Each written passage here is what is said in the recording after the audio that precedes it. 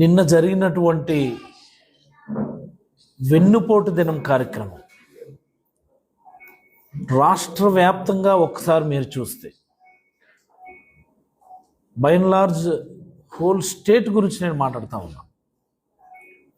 అన్ని నియోజకవర్గాల్లో కూడా స్టార్టింగ్ ఫ్రమ్ ఇచ్చాపురం టు ఇటు సుళ్ళూరుపేట అంటే తడ, అటువైపు అనంతపురం, అన్ని నియోజకవర్గాల్లో కూడా ఊహించనటువంటి స్పందన. నేను చాలా నిజాయితీగా అడుగుతా ఉన్నా మీ మీడియా మిత్రుల్ని, వెన్నుపోటు దినం అనేది ఇంత భారీ ఎత్తున అన్ని దగ్గరలో కూడా ఇలా జరుగుతుందని మీరు ఎవరైనా ఊహించారా? ఇది కేవలం జగన్మోహన్ రెడ్డి గారి మీద ప్రజలకు కానీ వైఎస్ఆర్ కాంగ్రెస్ పార్టీ కార్యకర్తలకు కానీ ఉన్నటువంటి విశ్వాసాన్ని సూచిస్తుందని నేనైతే అభిప్రాయపడతా ఉన్నా. ఆయన ఇచ్చినటువంటి ఒక్క మాట, ఆ రోజు ఒక్కసారి ఆ రోజు ప్రెస్ మీట్లో ఆయన చెప్పారు, జూన్ 4వ తేదీని వెన్నుపోటు దినంగా మనందరం కూడా సెలబ్రేట్ చేయాలి, ప్రభుత్వ బాధ్యతను గుర్తు చేయాలని ఆయన ఇచ్చినటువంటి ఒక చిన్న పిలుపు రాష్ట్ర వ్యాప్తంగా ఒక ఉప్పెన మాదిరి, ఒక సునామీ మాదిరి. మీరు గమనిస్తే ఎక్కడికక్కడ పోలీస్ ప్రతిబంధకాలు. మన నియోజకవర్గంలో కూడా మీరందరూ చూశారు, పెరిఫరీస్లో బైక్స్ మీద వస్తున్నటువంటి కార్యకర్తలను ఆపేశారు. స్వచ్ఛందంగా కొంతమంది ప్రజలు ఆటోలో వస్తుంటే వాళ్ళని ఆపేశారు. మైక్ పర్మిషన్ ఇవ్వలే. ఇటండి నాకు అర్థం కాదు. మన నోరులు మూసేస్తారా? మన నోటికి తాళాలు వేసేస్తారా? మైక్ పర్మిషన్ ఇవ్వరా?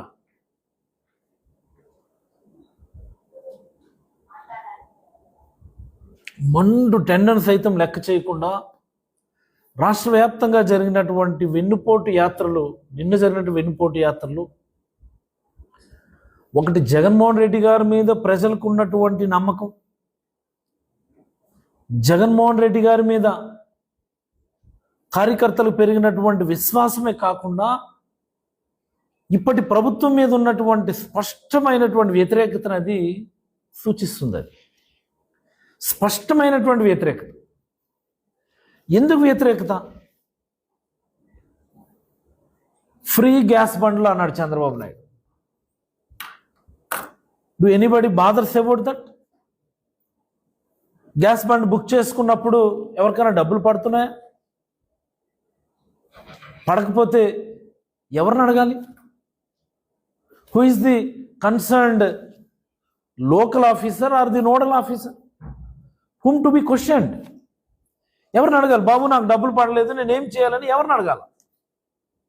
అలాంటి సిస్టమ్ లేదు యాక్చువల్గా ఈ రాష్ట్రంలో. ఇది ప్రశ్నించడానికి అవకాశం లేనటువంటి ఒక పథకాన్ని, గ్రీవెన్స్కి అవకాశం లేనటువంటి ఒక పథకాన్ని చంద్రబాబు నాయుడు గారు ఇంప్లిమెంట్ చేసి మేము ఫ్రీ గ్యాస్ బండ్లు ఇస్తున్నామంట. ప్రజలకు అర్థమైంది అది బాగా.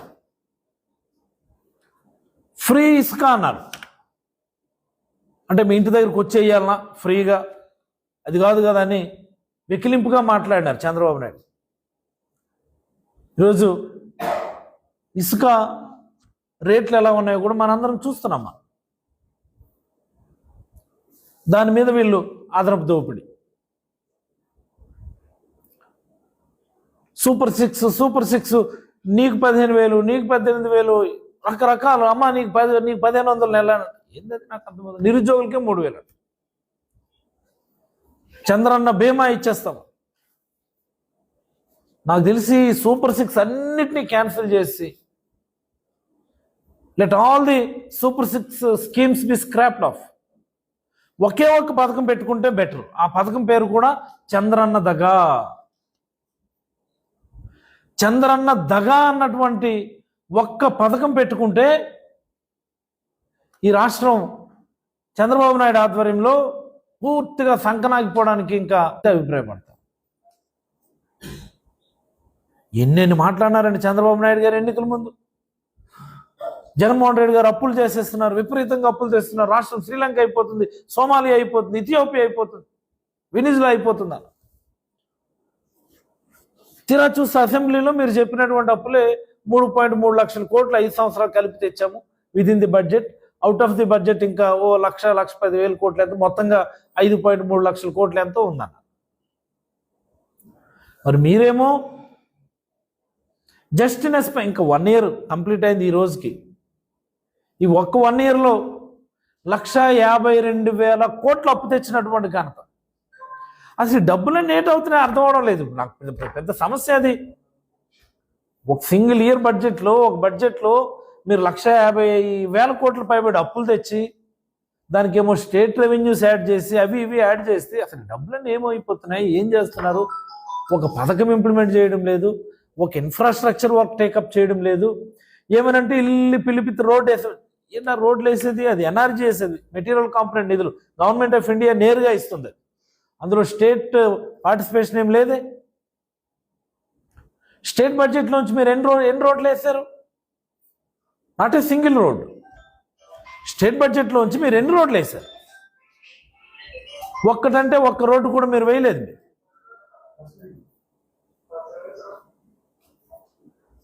మరి ఈ డబ్బులన్నీ ఎటు వెళ్ళిపోతున్నాయి? ఇన్ఫ్రాస్ట్రక్చర్ వర్క్స్ టేకప్ చేయటం లేదు. నాడు నేడు schools officer, Nadu Nedu hospitals officer, medical college అమ్మేస్తున్నారు, portal officer, harbour officer, total close. అమ్మకానికి ఆంధ్రప్రదేశ్ అని బోర్డు పెట్టించారు. అప్పులు మాత్రం విపరీతంగా తెస్తున్నారు. అసలు మ్యాచ్ అవ్వడం లేదు ఎక్కడ పరిపాలన. ఇవన్నీ మేధావులకి నాకు తెలిసి బలంగా ఆల్రెడీ ఇప్పటికే రీచ్ అయ్యే అన్నటువంటిది నా భావన. అందుకే నిన్నటి కార్యక్రమంలో పెద్ద ఎత్తున జనరల్ పబ్లిక్ కార్యకర్తలు కలిసి వెన్నుపోటు దినాన్ని అంత భారీగా చేయటం. మీరు పిలిపించారు కదా, అదేదో పేరెంటాలు పిలిపించినట్టు. ఎక్కడైనా ఉన్నదా స్పందన మీకు? ఎక్కడైనా ఉన్నదా స్పందన? అంటే ఈ కేవలం 1 ఇయర్లోనే ఇంత వ్యతిరేకత మూటగట్టుకున్నటువంటి ఏకైక ప్రభుత్వం చంద్రబాబు నాయుడు గారి ప్రభుత్వం అని నేనైతే అభిప్రాయపడతా ఉన్నా. ఇంత నెగిటివిటీ రావటానికి మరొక మెయిన్ కారణం ఉంది ప్రభుత్వం మీద. చంద్రబాబు గారికి పూర్తిగా పరిపాలన మీద పట్టు లేదు. పవర్ సెంటర్ ఇంకొక దగ్గర ఉంది, మంగళగిరిలో ఉంది. ఈయన కేవలం బొమ్మలా ఆడుతున్నారే తప్ప రిమోట్ కంట్రోల్ పవర్ సెంటర్ మంగళగిరిలో ఉంది. అందుకని ఎక్కడికక్కడ అడ్డగోలుగా ప్రజల నుంచి దోచుకోవడం, ఇది బాగా ప్రజలకు అర్థమైందని నేనైతే భావిస్తున్నాను. ఎక్కడికక్కడ అడ్డగోలుగా దోచుకోవడం కాదా? ఈ దోచుకోవడంలో కూడా చాలా స్పెషలైజేషన్ చేశారు. ఇది చాలా గమ్మత్తైనటువంటి విషయం. ఇది రాష్ట్ర ప్రజలందరికీ తెలియాలా, పలాస నియోజకవర్గ ప్రజలందరికీ తెలియాలా, శ్రీకాకుళం జిల్లా ప్రజలందరికీ తెలియాలా, ముఖ్యంగా మీడియా మిత్రులు కూడా దీనిపైన రీసెర్చ్ చేయాలి. ఎక్కడికక్కడ ఒక్కొక్కడు ఒక్కొక్క విధానాన్ని ఐడెంటిఫై చేశారు. వాడేమో చికెన్ ట్యాక్స్. ఒకడు చికెన్ ట్యాక్స్ అంటే ఇట్స్ వెరీ సింపుల్ అండి. రోజు మనం చికెన్ తింటాం, మనం వెళ్ళి చికెన్ షాప్లో కేజీ చికెన్ కొనుక్కొని తెచ్చుకుంటాం. మనం కేజీ చికెన్ అంటే 300 రూపాయలకు 400 రూపాయలకు కొంటాం. మనం ఎంత? 250 to 300 ఆన్ అన్ యావరేజ్. ఇదే కదా పాయింట్. ప్రతి కేజీ చికెన్ పైన చికెన్ అమ్మేటటువంటి వాడు, చికెన్ షాప్ ఎవరిదైతే ఉందో వాడు ఆ రోజు కాడ ఎన్ని కేజీలు అమ్మితే కేజీకి 10 రూపాయలు చొప్పున ఆ స్థానిక ఎమ్మెల్యేకి పంపించేయాలి. ఇది ఒక పాలసీ, ఇది చికెన్ ట్యాక్స్ పాలసీ. ఇది చూసారా? మొన్న ఏదో ఈ బర్డ్ ఫ్లూ వచ్చిందని ఒక 3 నెలలు అయినప్పుడు పిచ్చి అయిపోయినారంట ఆ పాప మా ఎమ్మెల్యే.